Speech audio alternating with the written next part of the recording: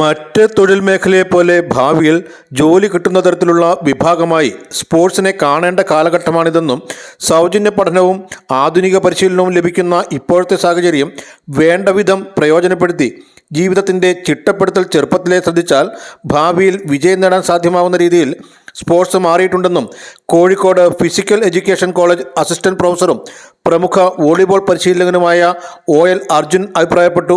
Enadi libero sports അക്കാദമിയുടെ നേതൃത്വത്തിൽ ദേശീയ, സംസ്ഥാന ജൂനിയർ, സബ് ജൂനിയർ താരങ്ങളെ ആദരിക്കൽ ചടങ്ങ് നിർവഹിക്കുകയായിരുന്നു അദ്ദേഹം.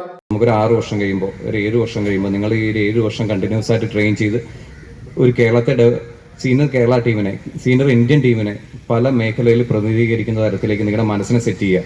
അതാവട്ടെ നിങ്ങളുടെ എങ്കിൽ മാത്രമേ നമുക്ക് ഇത് കൊണ്ട് ഗുണമുണ്ടാവുള്ളൂ. അതല്ലാന്നുണ്ടെങ്കിൽ ആസ് യൂഷ്വൽ നിങ്ങൾക്ക് സ്കൂളിൽ കലോത്സവത്തിന് കിട്ടി, അല്ലെങ്കിൽ ഒരു 100 മീറ്റർ ഓട്ടത്തിന് പരിശീലനം നടത്താതെ പോയി ഓടിയിട്ട് സമ്മാനം കിട്ടുന്ന ഒരു അവസ്ഥയായിരിക്കും ഉണ്ടാവുക. അതുണ്ടാവാൻ പാടില്ല. നിങ്ങൾ ഈ തുടങ്ങി വെച്ച യാത്ര പൂർത്തീകരിക്കണമെങ്കിൽ, അല്ലെങ്കിൽ പൂർണ്ണമാകണമെങ്കിൽ, സക്സസ് ആവണമെങ്കിൽ നിങ്ങൾ ഈ ഒരു വയസ്സ് വരെ കണ്ടിന്യൂസ് ആയിട്ട് 23-24 വയസ്സ് വരെ കണ്ടിന്യൂസ് ആയിട്ട് പ്രാക്ടീസ് ചെയ്തുകൊണ്ടിരിക്കുക. ഡെഫിനറ്റ്ലി അതിന്റെ റിസൾട്ട് നിങ്ങൾക്ക് കിട്ടിയിരിക്കും. ബ്രഹ്മമംഗലത്ത് നടന്ന അനുമോദന സമ്മേളനം ചെമ്പ് ഗ്രാമപഞ്ചായത്ത് പ്രസിഡന്റ് സുകന്യ സുകുമാരൻ ഉദ്ഘാടനം ചെയ്തു. ആയിഷയെ പറ്റി പറയുമ്പോൾ നമുക്ക് അഹങ്കാരമുണ്ട്. ആയിഷയെ നമ്മുടേതാണെന്ന് പറയാൻ അഹങ്കാരത്തോടെ നമുക്ക് പറയാം. നമ്മുടെ സ്കൂളിൽ പഠിക്കുന്ന ഒരു കുട്ടിയാണ്, നമ്മുടെ ലിബറോയിലെ കുട്ടിയാണ്. ഒരു കാരണവുമില്ലാതെ ഒരു കുറച്ച് ഭാഗം മറുവന്തുരുത്ത് പഞ്ചായത്തിന്റെ ആയതുകൊണ്ട് ആയിഷി മറുവന്തുരുത്ത് പഞ്ചായത്തിലേക്ക് ആയി എന്നുള്ളൊരു കുറവേ ഉള്ളൂ. എങ്കിലും ആയിഷി ഞങ്ങളുടെയാണ്. Libero academy president S Jayaprakash അധ്യക്ഷത വഹിച്ചു.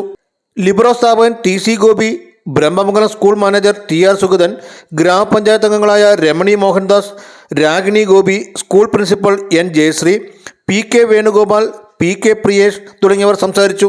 ഉത്തർപ്രദേശിൽ നടന്ന സബ് ജൂനിയർ പെൺകുട്ടികളുടെ ദേശീയ മത്സരത്തിൽ കേരളത്തെ നയിച്ച ആയുഷി റജി ഉൾപ്പെടെ 24ഓളം പ്രതിഭകളെ ചടങ്ങിൽ ആദരിച്ചു. വിദ്യാർത്ഥികൾ, രക്ഷിതാക്കൾ, പ്രദേശവാസികൾ അടക്കം നിരവധി പേർ ചടങ്ങിൽ പങ്കെടുത്തു. Enlight news, Vaikom.